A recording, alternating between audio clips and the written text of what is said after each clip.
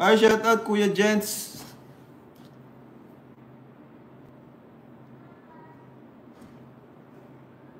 Haha, go Kuya David.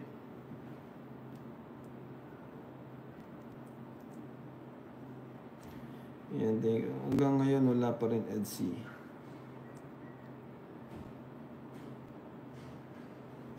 Ah, lupet ni Kuya David. Oy, Mikoy, andito ka pala bro. Kalingap Mikoy. Di kasi ako nagpapakulay bro, pasensya na. I mean di ako nagja-jacket. Di ko napapansin yung mga Dub Den sana. Guys, ready na ba kayo sa Dub Den? Naka-move on na si Kuya David.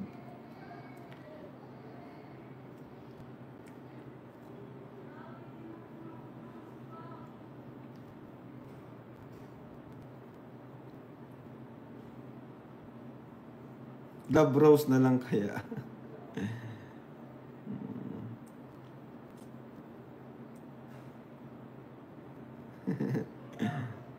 Jomcar, walang iwanan. Grabe. Yan, thank you po. Oy, Tita Jem. Uy, grabe, salamat po. Jem Marquez, Team USA and Friends. Salamat po, Team Christian National. Thank you po, Tita Jem. Ayan, salamat po sa inyo kasi deserve din po talaga ni Krista, no? Ayun nga po, sa mga dating sponsors ng ibang love team, wala naman pong problema dun, Sa totoo lang, masaya po kami kasi na-extend nila yung tulong nila sa ibang beneficiaries namin, which is mas kailangan pa ng tulong kasi si Carla, okay naman na po si Carla, no? Kumbaga kahit pa paano is may pang tuition na siya, may mga tumutulong sa kanya. So naman, bigyan din naman natin yung iba naman, no? Kaya hindi po mali yun, hindi po mali kung tumulong man po kayo sa iba. Kumbaga yun, Davdi. Yeah, thank you po sa inyo kasi si Krista ay tinulungan nyo rin po. Deserve din po talaga ng bata ng mga ganong blessings. Ayan.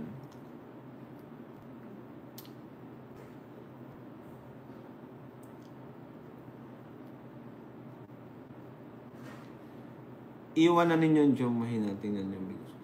Di naman po iniwan. Di naman iniwan ng Jomcar, no? Andyan pa rin sila. Ang dami pa rin po nagmamahal sa Jomcar, sa totoo lang. Kaya wag po kayong magsalita ng gano'n na iniwan na ang Jomcar ng mga big sponsor. Hindi po.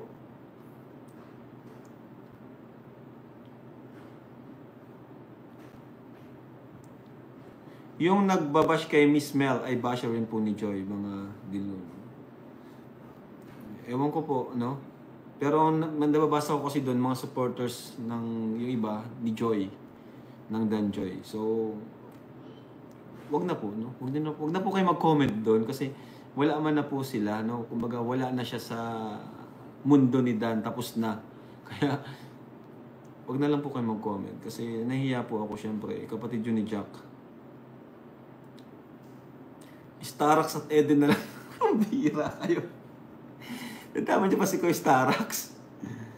Ay, nako naman.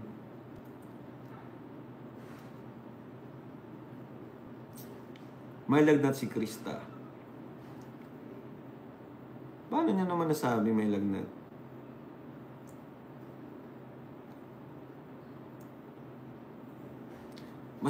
Sa totoo lang, may upcoming travel po ang Jomcar, di ba? Sa Singapore. Swerte na nga po talaga. Ang ng Jomcar talaga. Ang daming mga nagmamahal sa kanila.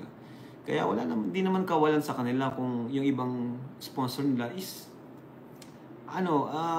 magtumulong din sa iba, no? Gaya nung alam po yung Jomcar 18, tumulong sila dun sa pagpapa-opera ng mata nung may kataratang baby.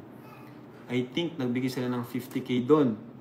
Kay Lola, nakamukha ni Lola Damiana, nagbigay din sila doon. Nasa 25K ata yung binigay doon, no? So malaking tulong din po sa akin at sa aking mga beneficiaries yun. Saan sila kukuha ng ganun kalaki? Diba? Kalingap David, balikan mo si Ingkit para pong din. Bro! Kuya Rab, gusto makita ni Christian si Queen at si Tristan kay Krista. O nga, nakita ko dun sa dun sa mga comment din.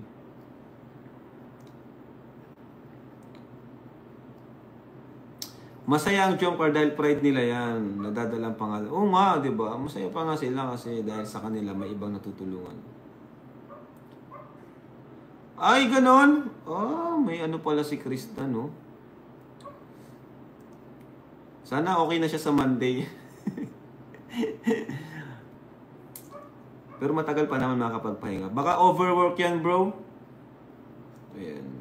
May lag na daw sa live ko kanina nagsabi po. Kawawa naman, no? Over fatigue. Ano kasi ni Kristan, payat-payat. Tapos yung trabaho, grabe. Daming trabaho. Sabi ko nga, since may naman na siya, may mga natatanggap, magpahinga din. Pero ang mindset kasi ni Krista, yung natatanggap niya, itatabi niya yon. So kung hanggat di niya pa kailangan, magtatrabaho siya. Parang yung magagastos niya is yung tinrabaho niya. Parang ganun po kasi yung mindset niya. Ang sabi niya po kasi kay Ate Ligaya, yung yung binibigay namin sa kanya, para daw yun sa pag-college niya. Kaya yun, di niya talaga ginagastos. Kahit nga po pagbili ng cellphone, di siya bumibili ng cellphone.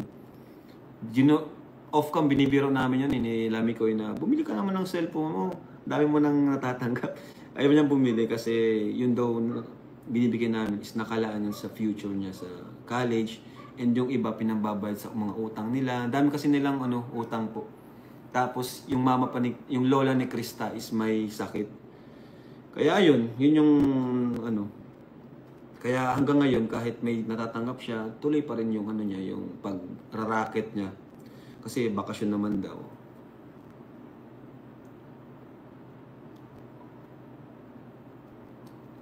Ayan.